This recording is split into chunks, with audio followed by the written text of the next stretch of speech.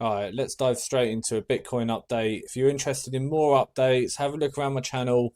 We've got lots of stuff going on. And remember to like and subscribe to my channel. Okay, but I really want to focus on the more immediate price action that we're seeing. So we talk about this in every update, but we've had a series of um, lower lows, lower highs, lower low, lower highs, a lower low, a lower high. So and then confirmation of that lower low in the following weeks. I think what we've seen now is everyone getting pretty excited that over the last 2 weeks we secured a higher high here, and we've now reached what I would class as quite a strong resistance point up here. For me, although last week it was technically a higher high, there's not really a lot of resistance here. But here there is. We are pushing or trying to push through. Bitcoin is trying to push up through this heavy point of resistance. And what I'm wondering is if we'll see something what's known as a double top, which is essentially where the price pushes up to a heavy resistance level, gets stuck and then gets rejected. And what I'm thinking is we might see a push back down. And what I'd be looking for if we do get that push back down is a low that doesn't breach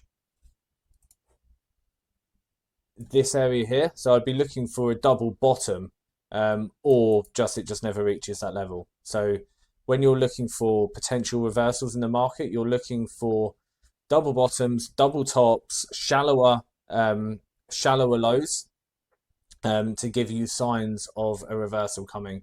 My thesis still stands. I still believe that we are not going to see massive bull runs and giant green candles up into hundreds of thousands until post the elections, or unless there's more certainty around who will win.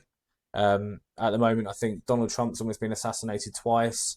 There's lots of debates going on, and lots of political uncertainty. So yeah, I still stand by the thesis that not much is going to happen, but we might see a push up into kind of low 70s, mid 70s, up to these highs up here. And I think at every single one of those levels, we're going to see some kind of rejection back down. But what we're looking for is the rejection to not be as deep as they have been previously, so that we can essentially lock in a higher low. So then what you should start seeing is, maybe it comes down here, but it doesn't quite reach below her, turns around, comes up, hits this resistance point here, comes back down, but doesn't reach quite as low as this low over here, comes back up, and you kind of get this wave of upward momentum with higher highs and higher lows. But honestly, I think this is what's going to happen. I just think we need to get out of September, which is traditionally Q3 is traditionally a bad month for crypto. And we normally see really bullish Octobers. I think it's called, in crypto, it's called October. So if October happens, I think it'll be a very good month for anyone who's been buying all of these dips here. If it doesn't, I think it will still come, but I think it'll be later post the elections. That's my kind of thesis on Bitcoin at the moment. So yeah, I think we'll check in next week, see whether we've seen those higher highs. If we don't, if we don't see, so there are two things that could happen here, right? We either see a push down to lower lows and the downtrend continues, or we start to see this other scenario which we've just gone through, which is where the price slowly goes up and up and up and breaks all-time highs. If we look at the daily, we're starting to see, this looks horrible, let me get rid of all of these drawings. We're starting to see on the daily, so this is the line, we're starting to see some rejection. It's quite interesting what's happening here.